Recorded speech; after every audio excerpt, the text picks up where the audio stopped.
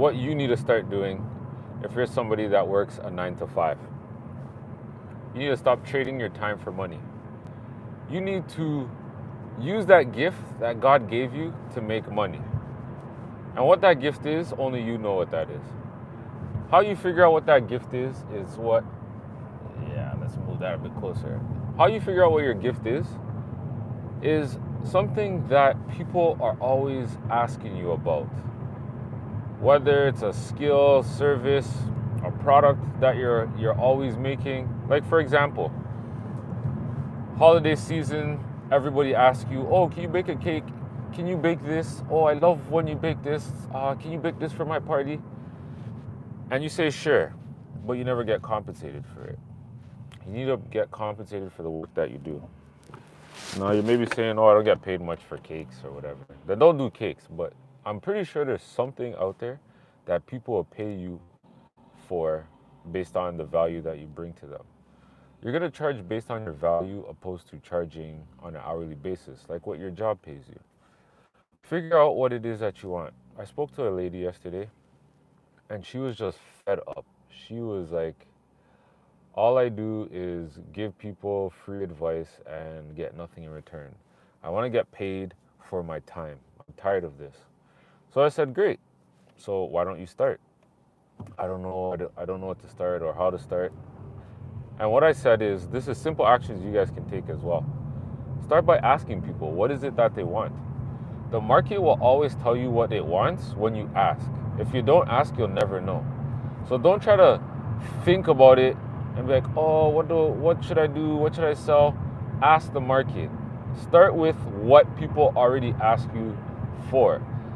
And what you do is you take like a little survey. Hey, if I created a survey, would you, not a survey, if I created this business, would you pay for it? They would say yes or no. How much would you pay for it?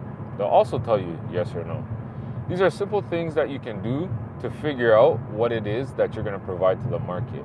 And once you figure that out, then you go out there and you ask people. You start with a very small sample size. You work your magic with them. If they end up liking what you do, then you say, okay, give me a testimonial. They give you a testimonial. Then you move on to the next bunch of people and say, hey, I was able to get A, B, C, D, E, these results. Would you like to try? They say, okay, sure. And you keep doing it. And every time you bring people in, you change a bit of what you're doing to make it better.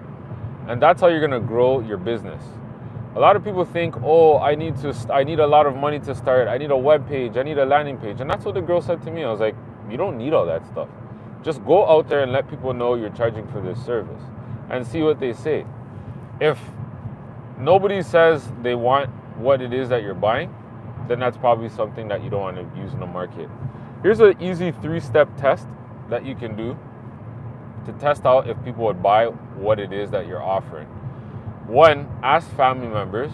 2, ask friends. 3, ask strangers. And get 1 from each category. If you can get 1 from each category, you have something. But here's the real challenge. You have to do it in 48 hours. You only have 48 hours to find these 3 people. You don't have to make it something extravagant. This is what you call a minimum viable product or offer. You're just testing it out to see if somebody will give you money for it. Once you have those 3 people, you have something that people will pay for. And that's when you can make it better each time you do it.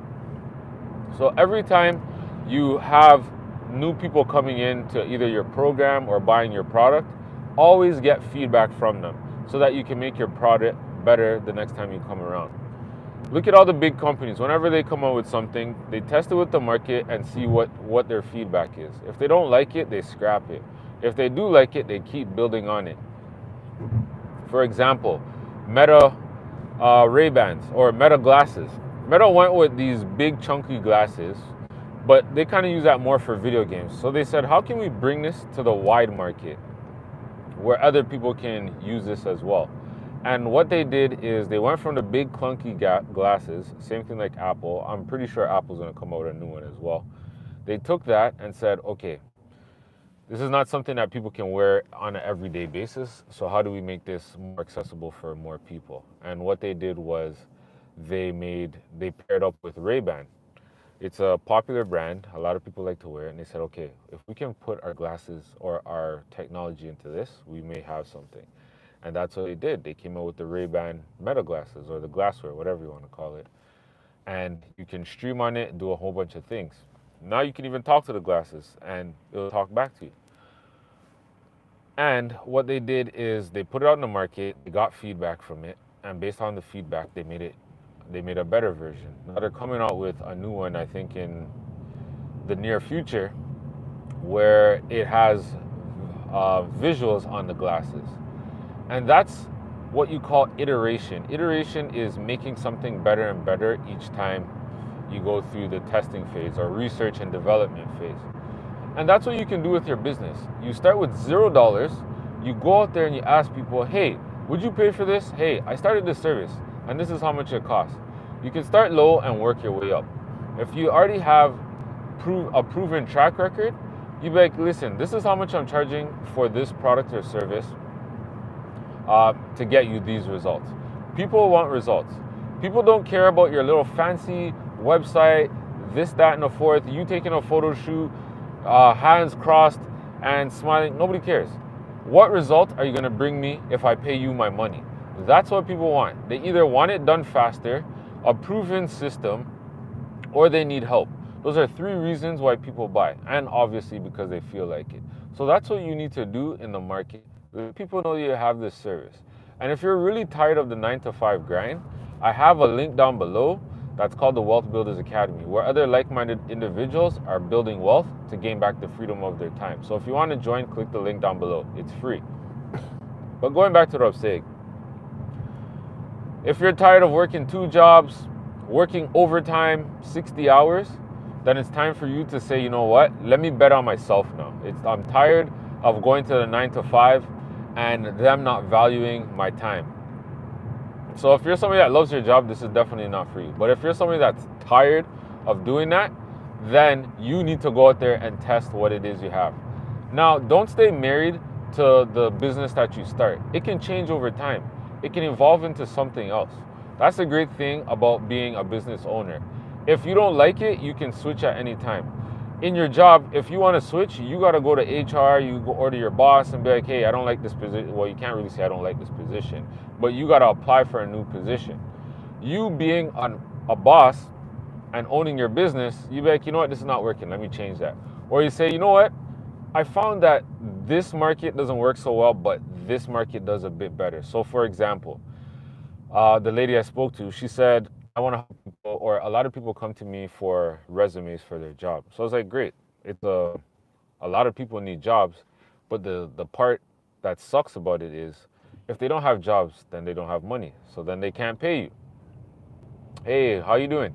I can't really read the name. It's hard for me to see, but something with a V. But yeah, I see you there. So something with helping people get jobs. So they come to her for resumes, cover letters, and also helping them prepare for interviews. So I was like, that's great, but if they don't have a job, then they're limited to the amount of funds that they have. So if you want to provide value, you can provide a lot of value to them, but are they going to pay you for your value? They probably can't because they don't have money.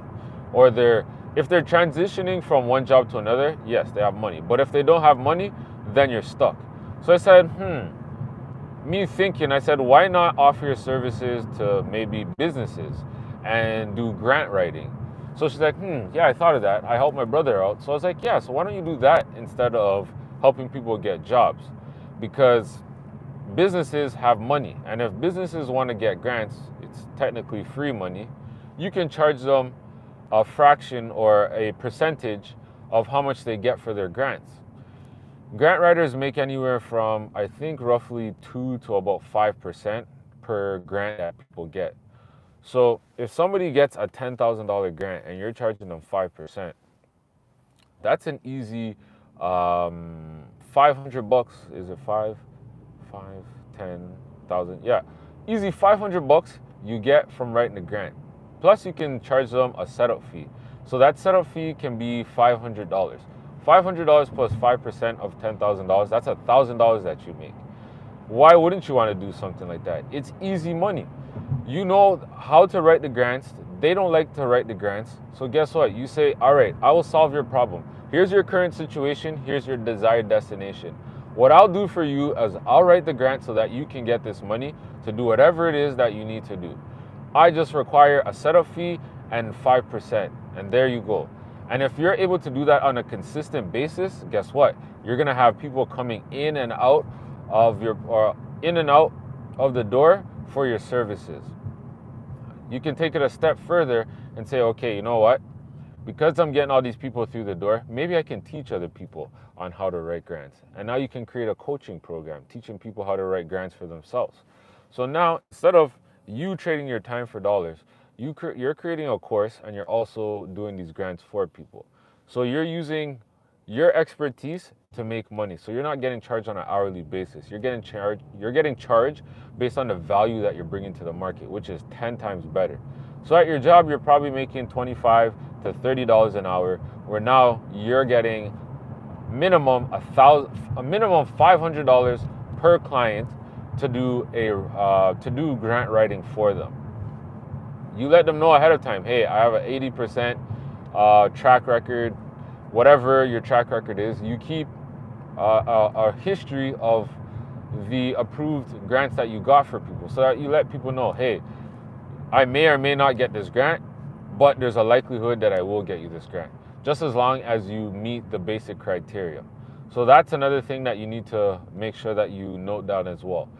You start something like that, make sure that the people that you're taking in have everything necessary to qualify for these grants. And that's an easy business that you can start, grant writing. You don't need any specific background of school to do this for people. Once you have the knowledge and the skill of writing, you put it all together, you formulate it, boom, you send it off. Imagine getting a client, you know, my math sucks, so let me just do this on my calculator. Imagine helping a client get a $1 million grant. Do you know how much a $1 million grant is? How much money that equates to for you? That's $50,000. And let's say it takes you 2 weeks to write. You tell me if your job's gonna pay you $50,000 for getting them for whatever work it is that you do on a day-to-day basis. Most likely not. So why not take up that pen or your laptop and say, you know what, let me go out there and see who needs grants. Let me reach out to businesses and see if I can help them with grants. Government systems are governments are always offering grants. So why not capitalize on it and get a piece of that pie? If the government system's giving $1 billion and you get 5% of that, why not? Why not go out there and get your piece of the pie? Get what you deserve. Stop letting your job dictate how much money you make, and you start dictating how much you want to make by starting a business, whatever it may be. But the best businesses that I say to start is coaching, consulting. Whatever service that you have, go out there and give it to the marketplace. And if you found if you found value in this video, make sure to hit the subscribe button. It does wonders for this channel. My name is Dean the Wealth Coach, your go-to guy for building wealth. Any questions that you guys have, make sure to leave it in the comments. And I'll see you on the next video.